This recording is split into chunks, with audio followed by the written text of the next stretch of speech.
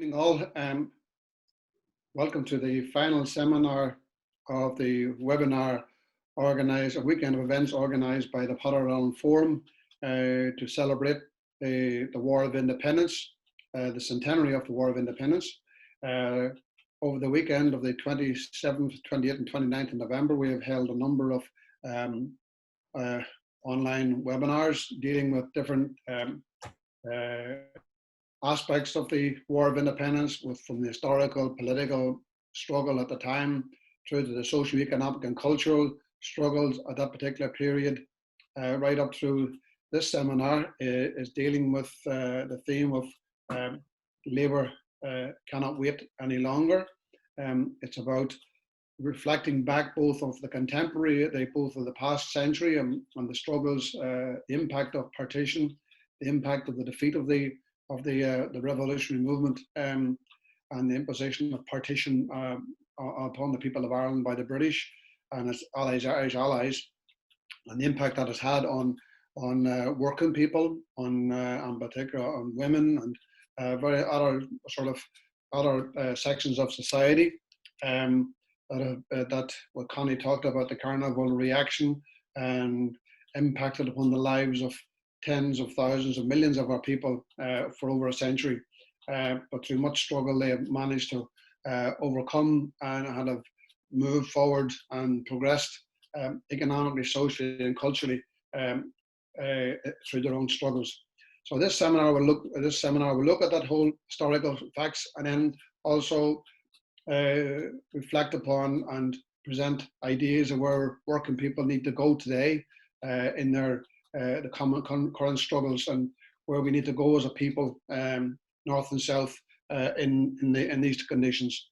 We have three guests this evening. Tommy McKearney, who would be a lifelong Republican. He's a founder member of the Peadar Forum itself. He's a member of the steering committee. One of the key people who've organised this weekend. Tommy was also a long-time activist and was on hunger strike. But he's been very much involved in community and trade union struggles over the last number of decades. Other guests are Ciara Ní Mhaoilfhinn, a trade union activist, very active in the defence of workers' rights and the advancement of workers' rights. Also a political activist fighting for the advancement of women and overcoming many of the many difficulties that women still experience and face in our society today. And the other final guest is Caoimhe Ní Loinsigh, who comes from, she's a school teacher in Monaghan. She's also a long-time activist, an activist in workers' rights and community rights, women's rights. Is involved in the committee for the Tyrone Dáil, People's Dáil, which was set up a number of years back by the Peadar Forum as part of its ongoing outreach to build political assemblies of the people. So I will start off with, if you like, with Ciara, followed by Tommy, and then followed by Caoimhe. So Ciara, if you would give us what your thoughts of what you think of the last century and what independence, limited and all as has been in the 26 counties, what do you think that has brought to, and what are the struggles we have succeeded in overcoming? Yeah, okay. Well, I suppose, you know, if you look back a century ago now at this stage, like there was an understanding already that women held a really unequal place in society, you know, and within the revolutionary movement, that there was an opportunity there to challenge that.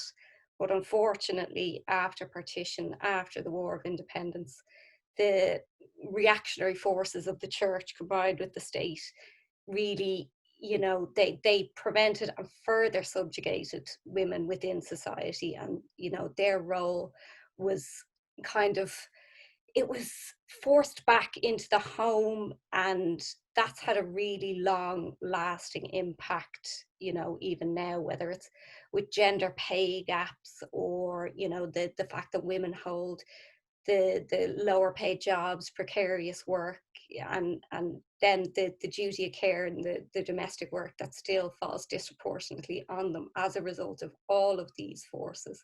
So, there's been small gains and in recent years, much bigger gains for women, I suppose. And these have come from really, really strong community-led, women-led activism to force change, to take, you see it in the repeal the eighth is probably the biggest win that women have had in that time, where, the Eighth Amendment took away bodily autonomy from women.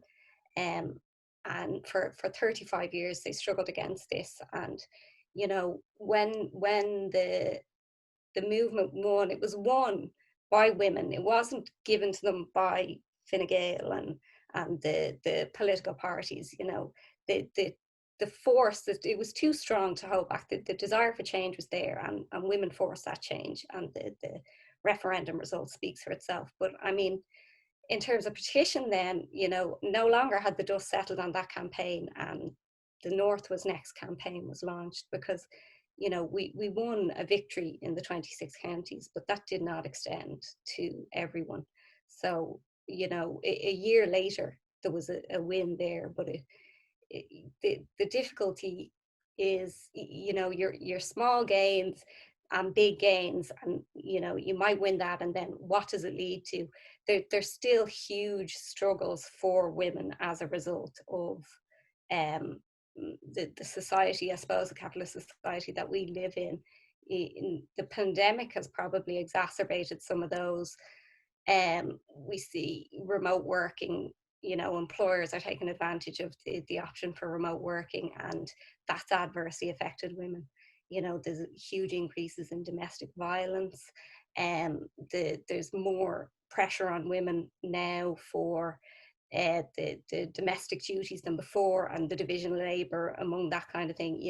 These are all kind of regressions from from small gains. I mean, in terms of workers' rights, in the 26 counties we have the 1990 Industrial Relations Act, and what that means, and for workers on the whole, how it limits all the power that workers have and trade unions have. We've got Debenhams workers out on a picket line for 200 days demanding, something as small as 4 weeks redundancy pay, something that was promised to them. We have no power at the moment to kind of act collectively on a whole as a trade union movement to progress that issue forward. Tommy, McKearney, what is your reflecting back on the century since the War of Independence, since to a degree the victory of the counter-revolutionary forces? What is your valuation of this century so far? Yeah, well, I think I have to certainly agree with what Ciara is saying there about the situation that women find themselves in. But I think we also add to that, perhaps, to say is that the victory of the counter-revolution was actually the victory of the Irish middle class, the Irish bourgeoisie. And by doing so, in order to hold their position of authority, power on this island, they formed, or certainly in the 26 counties of this island, they formed a very sinister alliance with the Catholic Church. So you had a very right-wing Catholic Church with a right-wing middle class, and together they held sway, and to a large extent still do, keeping in mind that we're only within the last few hours hearing of a small concession being made in terms of the release of information from the mother and baby homes, which is one of the great blights and scandals. The state has been run on behalf of the middle class, the bourgeoisie, the wealthy, and that's what has happened. So the law has been directed and created, and legislation is enacted in such a way that that particular class holds power. And as a consequence of that, what we're seeing here is the inevitable outcome of that situation, where we're looking at a situation where we have in the region of 10,000 homeless in the 26 counties. We have 100,000 perhaps on the waiting list for housing. We have that two-tier health service in the Republic of Ireland, with a scandal in the midst of a huge pandemic. We have the scandal of privatized hospitals. We have at any time private hospitals, where we see practically every evening on the state's broadcasting system advertisements. If you feel that your heart's ticklish, if you feel your lungs aren't good, come to the private hospital and you'll be seen right away.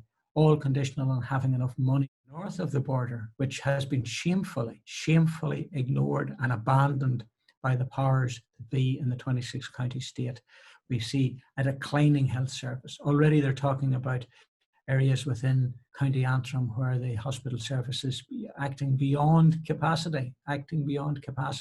Crucial operations in the cancer field have been postponed. I mean, just imagine what that means to some unfortunate person having been diagnosed with cancer to be told that it has to be postponed because they haven't sufficient resources. That's what's been lauded now, and certainly we have to accept that the National Health Service was one of the great triumphs for the British working class and its benefit in the north, but it's being challenged now.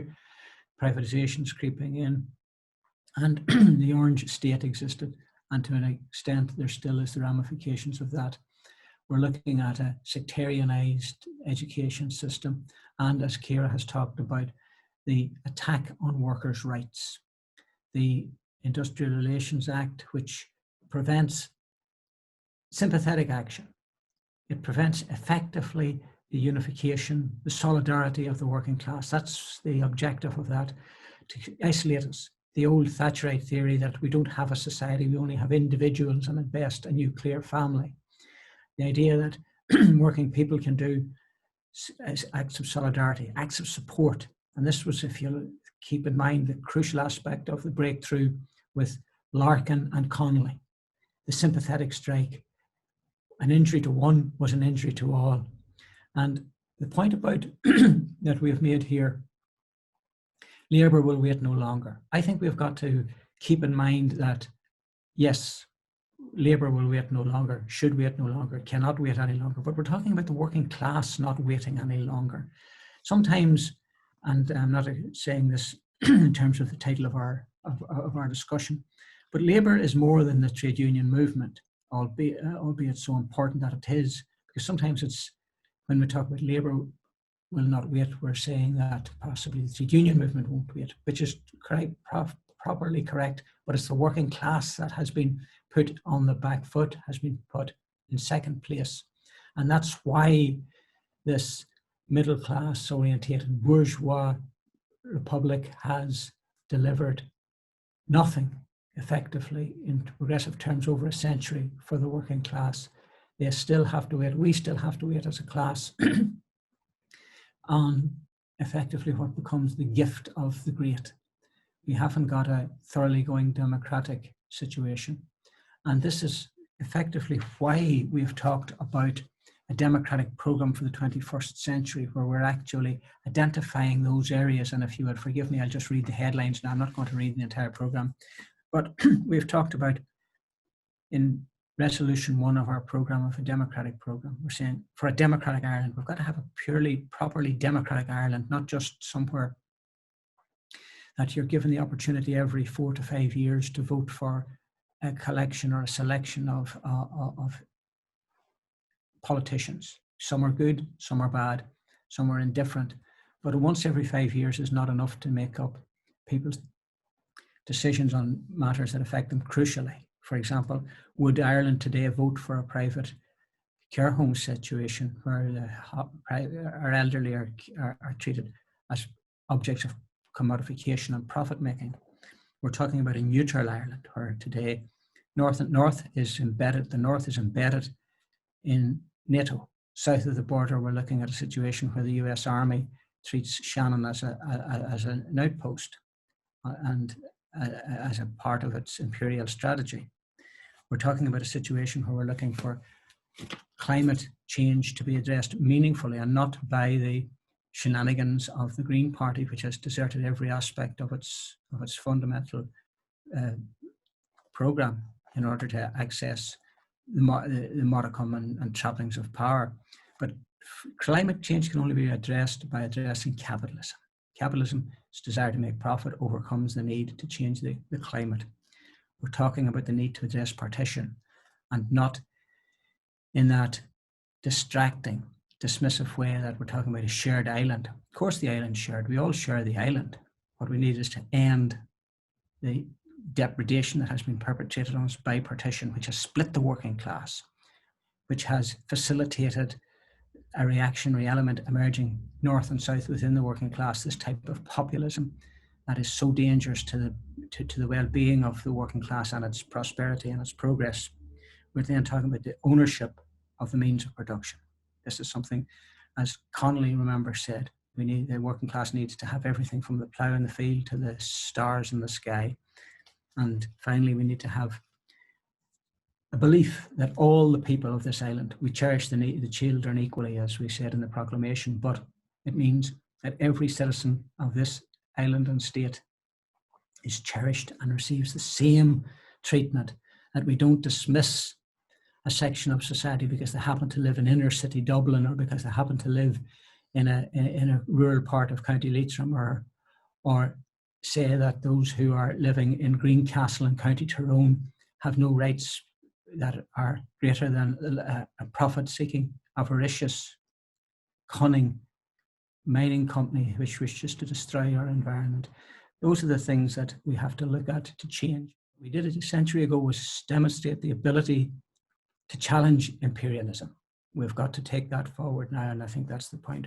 We've lost many, many years, but we still retain the ability to change. Caoimhe, do you have, just following on from Tommy, and what Tommy was saying there about the aspirations and what we have achieved, I suppose one could say that in some ways that the Irish establishment would say that what we have today is what the end of history, the end of the long struggle for independence, that is what we have today is what was struggled for.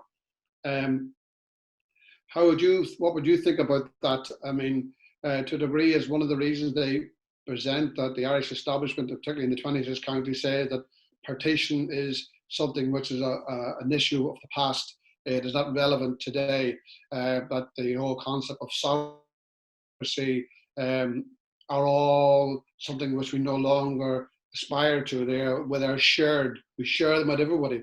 Whereas the key cornerstones of the first Dáil and the democratic program of 1919, and what motivated the high ideals of those who went out in 1919, 1920, 21, who took on the British Empire, who militarily, politically, and defeated it, had that goal of an independent, sovereign Ireland. So how do you feel about that today as a young person, looking back on the issues that you see today, and also does the whole concept of sovereignty and democracy and independence mean something to you today?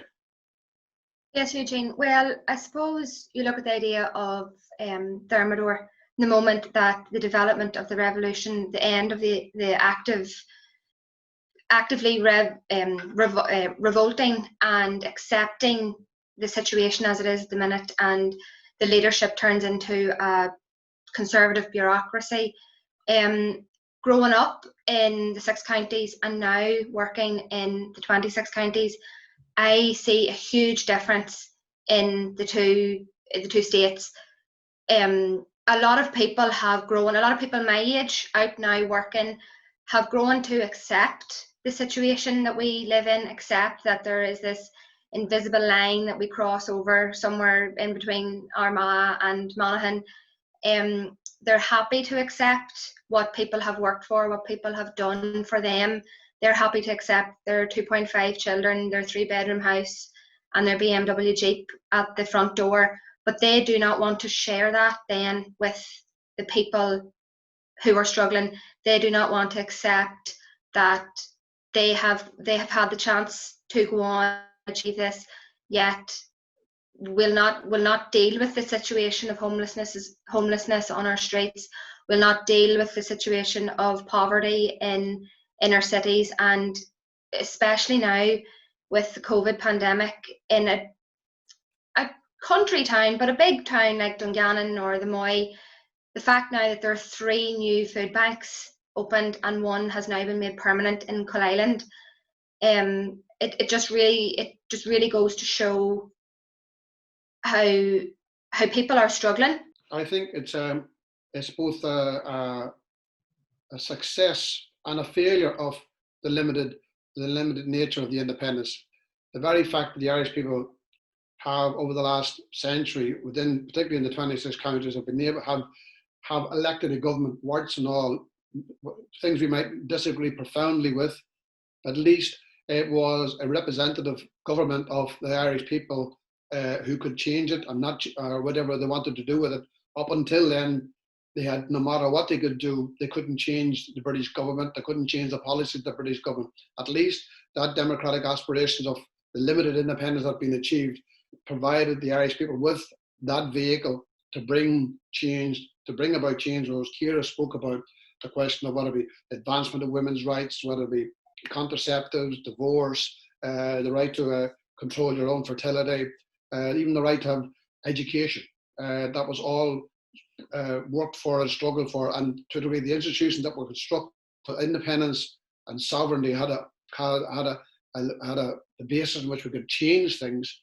But now we seem to have that seems to have been consolidated into now a very narrow view of what the vision of a new Ireland should be, what the women and men of 1916, the women and men of the War of Independence, and the first Dáil, and the aspiration within that seems to become very narrow vision. That there's not that breadth, that great panoramic view that those great people of that generation presented to the Irish people. So we've become a very narrow focused, a very narrow vision of where we want to be as about me as an individual, rather than they had presented a bigger picture of where Ireland should be going, where the Irish people needed to go.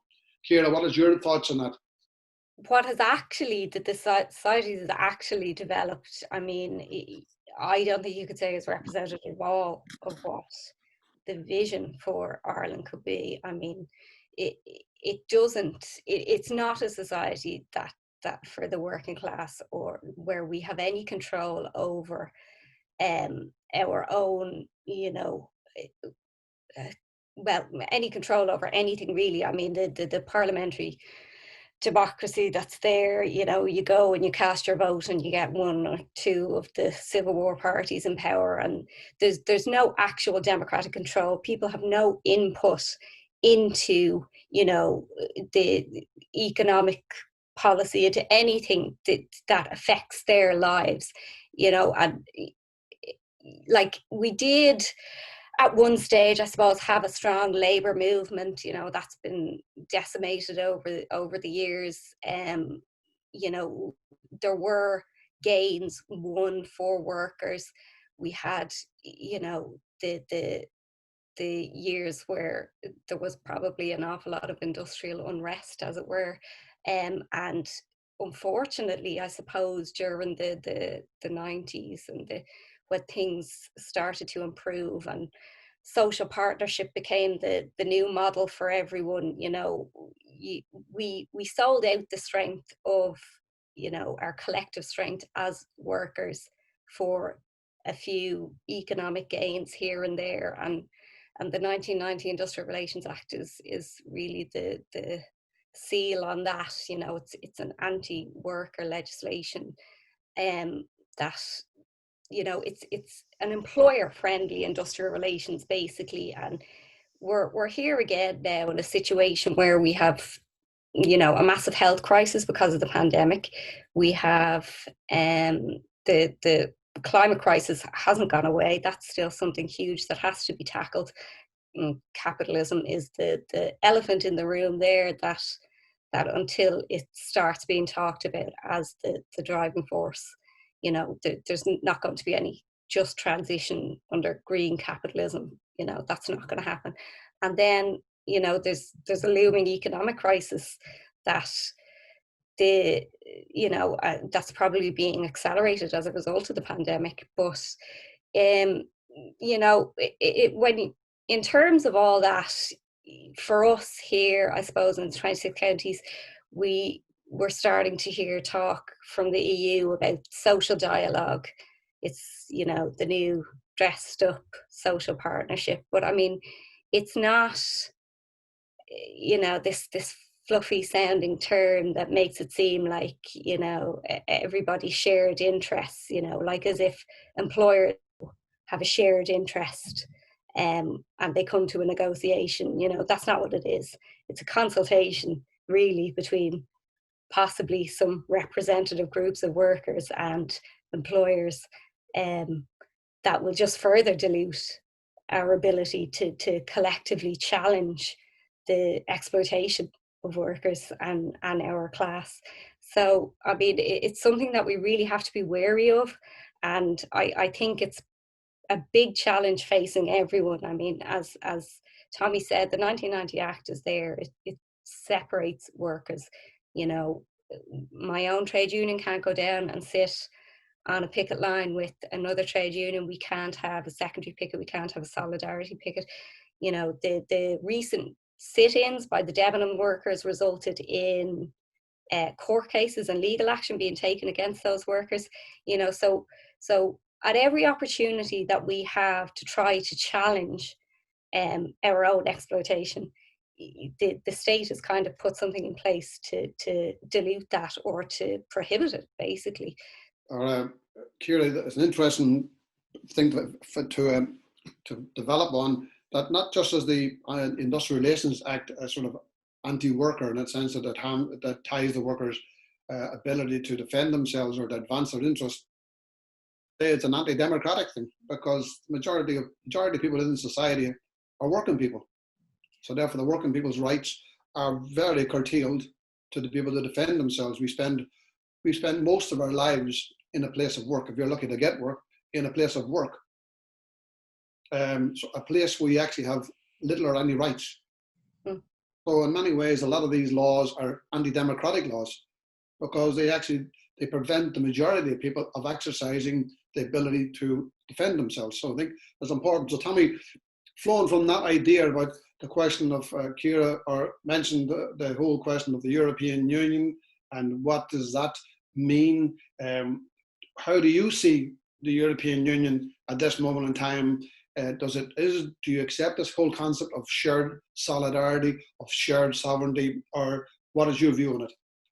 Well, anybody that talks about shared solidarity from the European Union, all we have to look back on is the austerity imposed upon us with the bailout, when the Irish people in the 26 counties of Ireland anyway were forced to pay over 40% of the European Union's banking debts to preserve the European banks. And as a consequence of which, 10 years of austerity flowed from that quasi so-called European Union solidarity, where we have found ourselves with a housing crisis and a health crisis and an education crisis, and we saw so many tens of thousands of our best young people forced into immigration.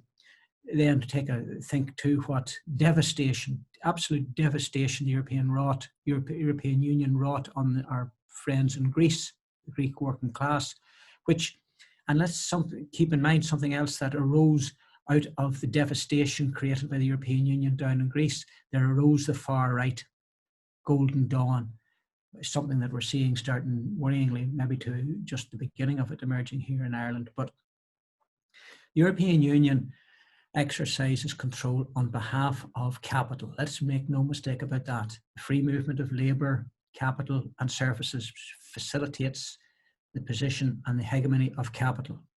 And when we're talking about democracy, we have to be careful and thoughtful about concepts and definitions of democracy. Democracy depends first and foremost on the people knowing what's happening, understanding what's happening. So our information is largely filtered through RTE, the state-controlled broadcaster, and I'm old enough to remember its contribution with Section 31 when they decided that Republican Ireland wasn't allowed to have a voice because it might endanger their perks in the state. We have a mass media owned by the wealthiest men in the state, and we have the privatised broadcasting services also owned usually by the same people who own the media, the print media. So it's very difficult to talk about democracy when people aren't able to access information, just for a start.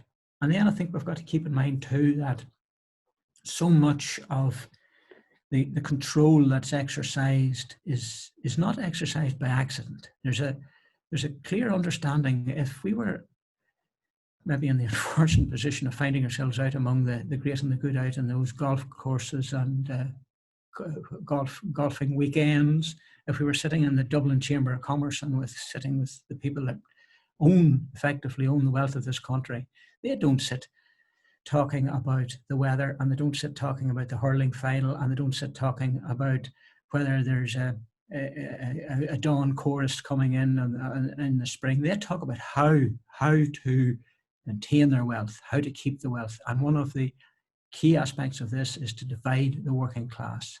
And they have done that quite successfully. And when you look at how they do it, they also divide organised labour as well. And we've seen that happening with the old social partnership model, and how they take one section of the labour movement in and they split away the other section of the movement. And this is also facilitated by the European Union. I remember an old communist, a very wise old man, Sean Edwards, enlightening me one time about how the US imperialism operates in South America. And he said that the wealthy in South America depend on the Yanks for their position, and in turn the Yanks depend on the wealthy in South America to exercise their imperial control. And I think you can read across that to the European Union. We have a minority of wealthy people in this country who exercise their control through how they run this state, or manage or influence the state to introduce policies and practices that suits the wealthy. But to do that, they lean upon the European Union and the dictates of the European Union, and they constantly quote the European Union that we can only do this because we're of our membership. And they have a vested interest in promoting cozy, rosy picture of the European Union, that it has brought us prosperity and it has brought us progress and it has brought us this, that, and the other. What it has done is it has embedded us within a capitalist environment and has produced the hegemony of capital here that we cannot defy, or so we're told.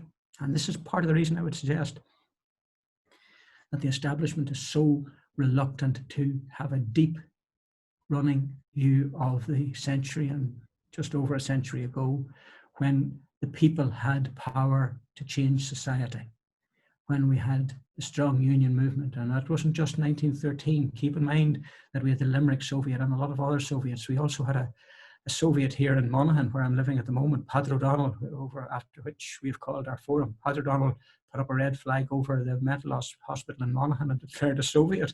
So these were the things that were that the Irish middle class feared, and they sought an alliance with the British Empire of the time and settled for effectively home rule, and we've been suffering from that since. But the lesson of the past is that yes, we can change, and I'm not quoting Barack Obama, but yes, we can change this society when we have the unity of the people and the working class, and that's a message.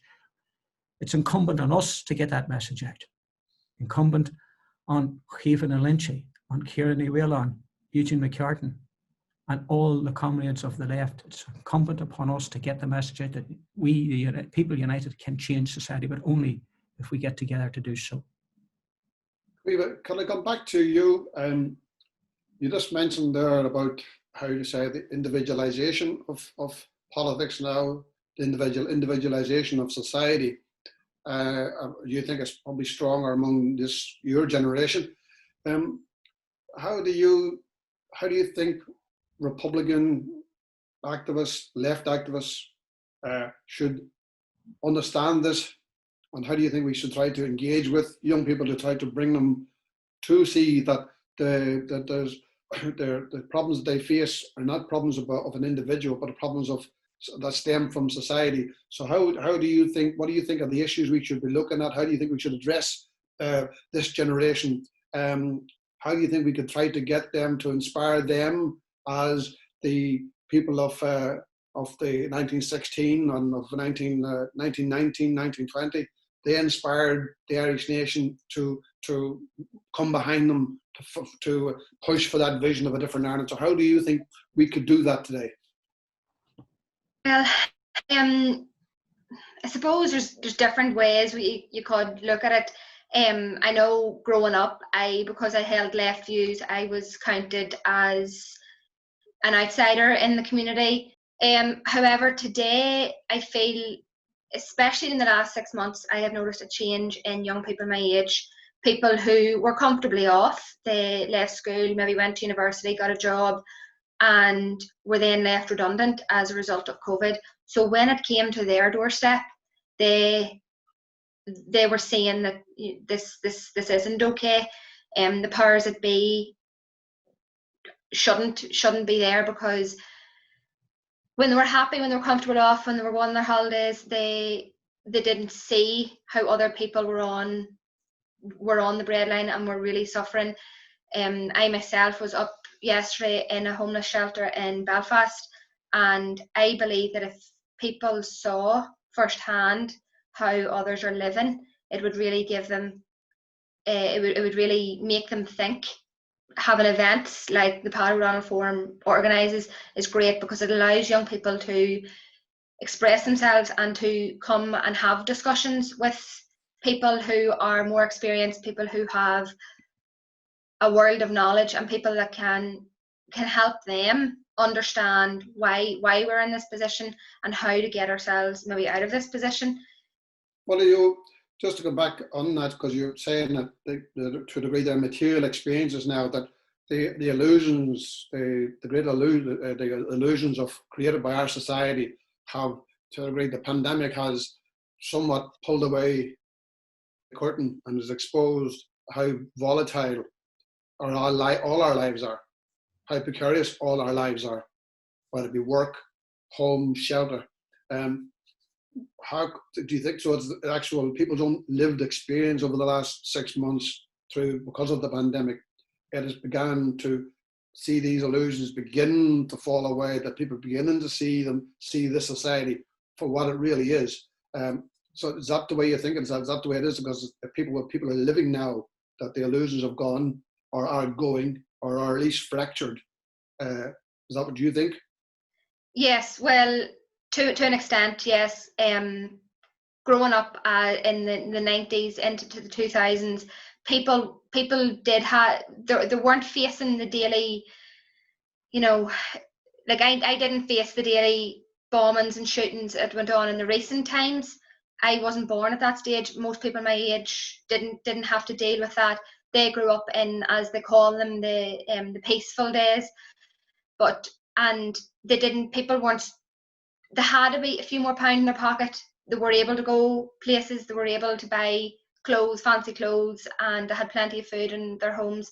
But having seen now people in a town like here that would be counted a middle class enough area, people actually seeing that their livelihoods can be stripped away at any moment, I think really makes people think. Ciara, what do you think of this attitude of do you think there's been a change in people's understanding? I mean, during the whole struggle around marriage equality and the P8, that a lot of young people were actively engaged. Do you think that's a similar thing, or how do you experience it as you're an activist, a political activist, as a young mother trying to bring her kids up, health school and stuff like that? How do you see with your contemporaries, what do they think? What do they see?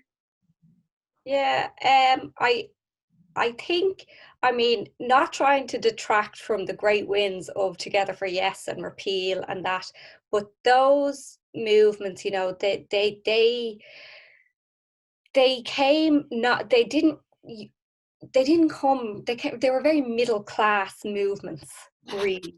The trade unions were involved. There was a lot of different people involved in them, but they were heavily dominated by kind of middle class politics. There was no raising of class consciousness from those movements. People didn't all of a sudden turn around and start to question, society as a whole. These were single issue activists for a lot of those people. Now, having said that, like Caoimhe has said, I think the pandemic has exposed hugely the precarity of living in a capitalist society. We have, even if you perceive yourself to have some job security or security in your home, it's not really real for the majority of people who would consider themselves, you know, middle class. They mightn't consider themselves working class. They might have no interest in trade unions. There wasn't a huge growth in class consciousness over the last few years from what I can see. And, you know, I mean, despite all the barriers, as you've said, I'm a young, you know, I've got young kids. It's difficult to be active when you've got a full-time job and a family to take care of. You know, it is difficult. You know, that brings its challenges. But I mean, you know, we have to make space for people to hear their opinions, you know, to see what they have to offer. And I mean, to move forward, to make a society that will, you know, include everyone, no matter what. And, you know, young mothers like myself have a part to play in that. But like, as I said, I don't think now whether as the pandemic plays out, whether there will be a shift towards a more class conscious society, it remains to be seen. But certainly from the last few years, I wouldn't consider that to have taken place. I mean, you have any thoughts or reflections upon this whole individualization, the commodification of the individual thought? Well, I see it as part of a process. In order to combat or to put a credible alternative to the rising power in the East, that in the decade after the Second World War, the great power that was coming from the Soviet Union and its allies, that capital was forced to make concessions to the working class in Western Europe and the United States. And in some ways, this has been described in rose-tinted spectacles as a golden period for the working class, when the British introduced a health service and housing and whatnot. But effectively, it was a concession to the working class rather than conceding real power to the working people. And as the profit margin started to plummet towards the end of the 70s, then we had this great drive towards neoliberalism, Thatcherism, Reaganism, to make the working class pay for the profits of capital. Now, eventually, and this inherent within capitalism is the crisis. There's always the crisis because it doesn't suit people at all. So by the time we got into the 90s with the financial and into the beginning of this millennium, the crisis emerged with austerity, and the credit and the financial crash came about, and it was an accident waiting to happen for a start, but it was staved off by simply printing money. But that only lasts for a while. Now, what we were experiencing before the COVID-19 was a slow burner of a crisis, because we're seeing the housing, we're seeing the education sector, we were seeing trouble within the health sector, right across Ireland, North and South, Britain, Europe, United States, and hence this rise of the populist far right to attempt to again fracture working class people. But the COVID-19 has produced that shock, the electric shock crisis, which has turned what was a slow burning crisis into a dramatic crisis for capital. And questions are now being asked, and this is, I think, where Caoimhe and Ciara are both extremely insightful when they're telling us about what's happening at the moment. We're seeing a situation where North and South, the idea that we'd have privatized care homes for the elderly and people with educational difficulties, that they would be seen as commodities actually by which you can make profit. So your 95-year-old grandmother is a commodity. Profit-making institutions such as that, which do not deliver service, what they're there for is to make a profit. So there's fewer workers, there's less care, and it's no accident that we're seeing the spread of COVID through the care homes North and South right from the word go. But that's an issue that people are now addressing and asking questions. I even heard recently on RTE, of all places, with their anchorman asking, should we nationalise the care homes? I don't think he got a positive, progressive answer, but the very fact that the question was raised. The health service we saw, where initially the state had to take south of the border had to take. The private hospitals into state control, but of course they give them back. But these are questions that are rising. We're hearing now about what's happening. There's the highlighted difficulties for the staff, for the former staff are meeting with Debenhams, but that's only a small microcosm of the greater issue that's happening in meat factories. Why do we have to keep meat factories open? Is it so important to keep one particular man from RD in County Louth to keep so that he retains his billions which he's investing abroad in business, where you're sending hundreds of people into rescue situations? Mushroom plants, same is actually happening north of the border. This is an all-island problem, but questions are certainly being raised, and people are now being forced to consider this. It's a crisis of capitalism, and these crises, what I would suggest is that we take a lesson from the right for once, and where they say never waste a good crisis. I think that it would be, I'm not being facetious or deliberately facetious here, but we should not waste this crisis and allow capitalism to settle itself down. We've got to press home the advantage insofar as we can. As I said before, with the united working class, we can do it, because that's the lesson we took from that decade of revolution in the past, that we, the people, can transform society so long as we know where we're going, and that we don't find ourselves being misled into some side road by demagogues and misleading gurus. But we know that we want workers' control. But this is a crisis, and it's confronting people with stark choices. How do we rectify the situation? There's no way you can rectify it through the market. It can only be rectified by socializing, communalizing the economy. And that's just the hard lesson, that parliamentary democracy does not necessarily deliver. It hasn't delivered housing, it hasn't delivered healthcare, it hasn't delivered really in the educational field, it doesn't provide for the climate, for the environment.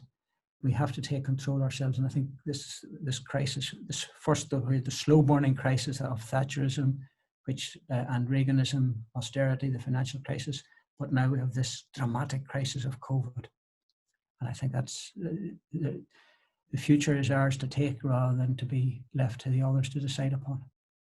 This leads me into the sort of more or less to wrap up this webinar as to the future. And I'll give the final word to the younger generation. Caoimhe, how do you see the next period? What do you think are the issues that we need to address as Republican left forces, democratic opinion? What do you think are the issues that we need to address, and how do we address them? I think the most important issue is to educate people to not accept the current situation, to question it, to not accept that they will be given what they want, to stand up and fight for it, to question what's happening in Stormont, to question what's happening in Leinster House, not just sit back and say, oh, I'm sure they'll come to some agreement eventually, to get out on the streets and do what the likes of the repeal of the water charges, get out and fight for it. Don't just sit back and accept these things. We should not be accepting multinational corporations like Dalridian coming in and plundering our mountains in Greencastle. We should not be accepting Jeff Bezos making his workers wear adult nappies because they are not allowed to go for toilet breaks. These things are not acceptable, and the younger generation need to get out and fight for this, because we're not going to be given it any other way. Thank you. Ciara, have you any thoughts if you were speaking to a group of young people and saying about, or your children, what do you say to them? What do we say to them today about what tomorrow should be, what the day after the next should be? Yeah, I would agree with Caoimhe. It's you have to face up to the fact that the capitalism is never going to deliver for working people. It's not meant to. It's meant to look after the ruling class, and there's no point in accepting a small gain or a little bit of security or stability or whatever you might like to think. It's never going to deliver for everyone, and it's not good enough to think about your own individual circumstances. That's not good enough anymore. It's you have to think about everybody on the whole. Like as Tommy said, it has to be a communal way of redistributing wealth. There has to be that, there has to be universal public housing, there has to be a universal healthcare. These aren't unachievable things, and you can't be afraid to try and get them. There shouldn't be a fear of rocking the boat. That, from my own experience, when you talk to young workers, they're in call centres, precarious employment, they're low paid. Everybody is afraid to challenge the status quo, but that just isn't good enough. I mean, all the crises that we've discussed, the situation is untenable. So, you just have to kind of put that fear of what might be aside for the greater good, really. Thank you for joining the webinar. I think we've covered some of the key areas that facing our people. We don't just address history by looking backwards, we address history by looking forward as to what lessons we can draw forth from past struggles, find inspiration from past struggles, to find the lessons from past struggles, of the victories and the failures. And I think that's what we're looking forward to. I look forward to as to where we need to go today, tomorrow, and next week. So I think we've had a very successful weekend of seminars. I have been given the job by the Peadar steering committee to say some words about the actual the democratic program for the new century.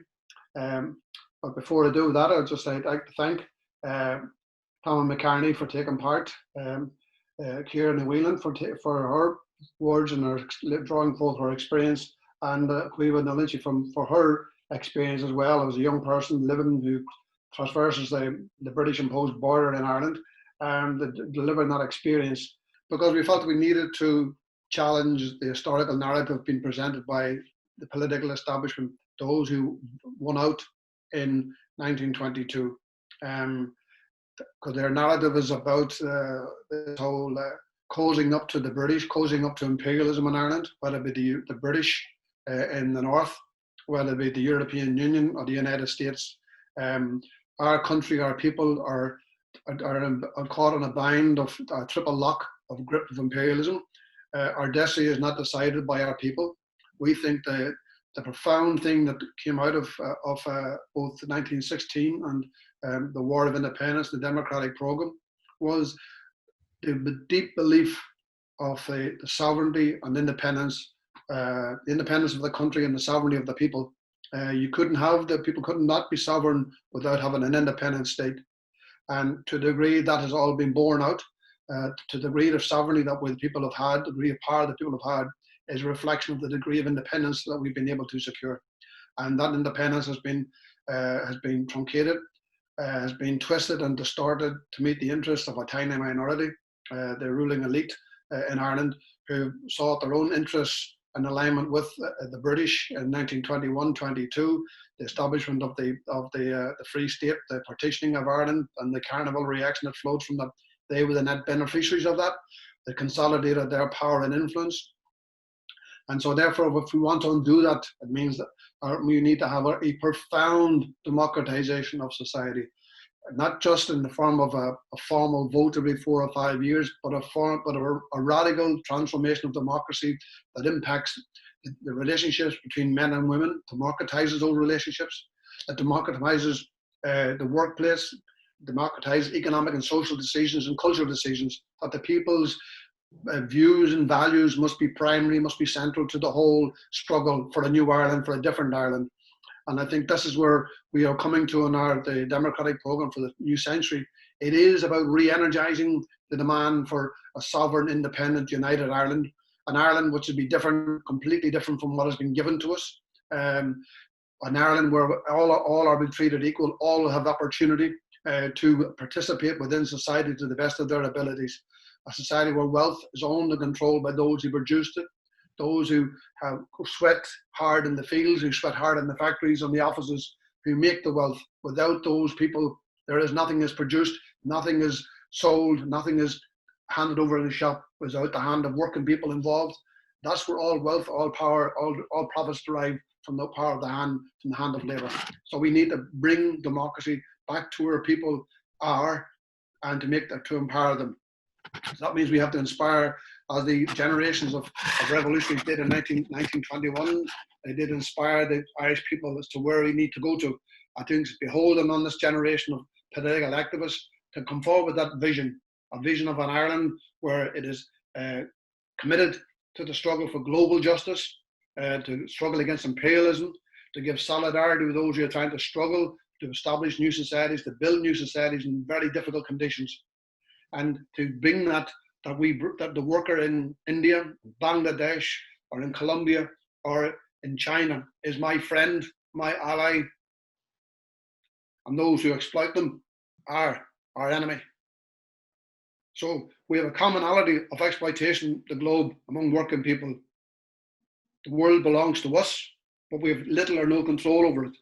We have little or no control over the global wealth that is extracted and plundered by the big corporations, leading to the whole environmental destruction that is taking place. So if we want to end the destruction of the planet, and if we don't end the destruction of the planet, it will mean the destruction of human life as we know it. We have to end that constant drive by the global corporations for profit. And the process of doing that, they will destroy everything. They will destroy this planet. And there is no other planet. There is no other planet. So we have only one chance to solve this problem, and that is by tackling the root of the problem, which is capitalism itself. And it reproduces this whole idea of me and I, whereas if we want to save this planet, we have to talk about us and we. Us and we together across this planet are going to solve this problem, not the small group of people who run the world, the monopolies, the big corporations, and their cronies in Dáil, Éireann, or in the Northern Assembly.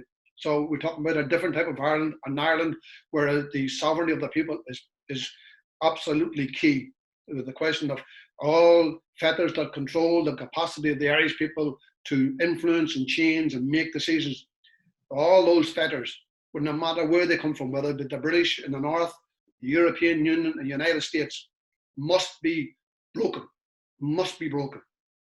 And only then can we have established an all-Ireland democracy where the people are sovereign. And I think all these cobbled together political settlements that have come together time has shown time and time again, they've all failed the people. They've all marginalized the people. They've all corralled the people into narrow political spaces where they're not able to change or influence the decisions, and leaves them wide open to be influenced or controlled by those who control the economic, the political, the information, the cultural levers of society. So if we want to have a new Ireland, we want to have a say and control, real say and real control, I think we need to look at what the nature of our society. This society is based upon the enrichment of a few and the impoverishment of the many.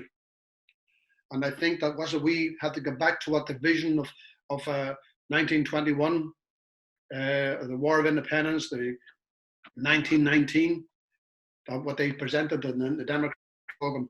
I think the Democratic Programme presented for the new century, presented by the Peadar Forum, which was adopted at our centenary of the first Dáil in January 2019. We brought out that's what the Democratic Programme, our Democratic Programme for a new century, that's where it was adopted by the 400 people who turned up in Liberty Hall. We think within that, it's not the be-all the word, it's not the end word, it is only the beginning of the word of where we need to go to. As a contribution to that necessary debate, we must begin to inspire our people that there are alternatives.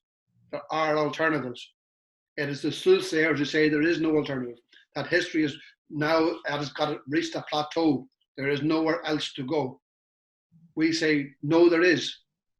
There is. We will not allow them to decide our future, to narrow our vision, to say to us, no, you cannot do that. We would say to them, as the men and women of 1919, of 1920, 1921 said, no, we do not accept your restrictions upon our vision. We do not accept them. So I think that's where we need to be.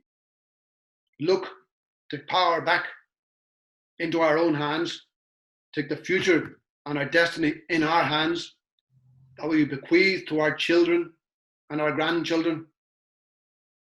A different Ireland, an Ireland where they are owners of it and they control it, and their destiny is secured by them, and they live in a world which is united in solidarity of black, brown, all races and nationalities cease to make any difference except the great humanity, the great global humanity.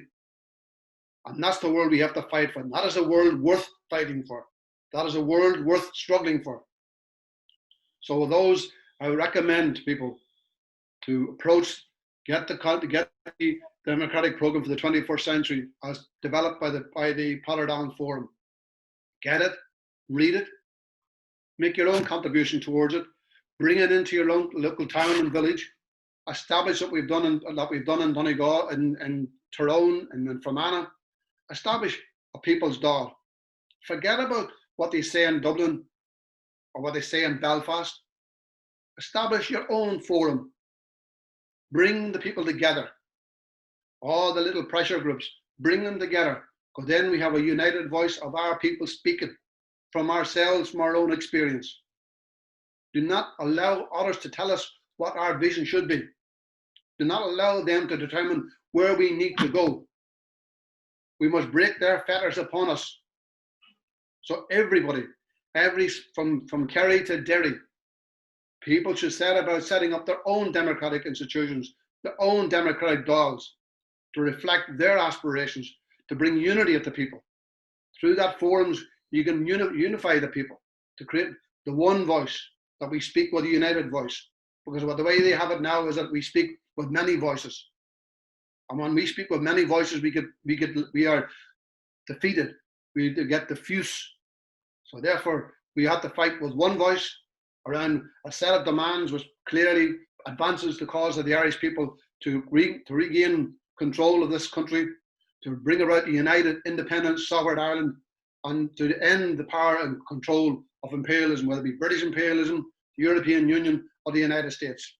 So with those words, I recommend people to get copies of the democratic program to see how the People's Dáil in Tyrone and Fermanagh work, how they're only embryonic, but they can be developed, they can grow, and the power lies with us.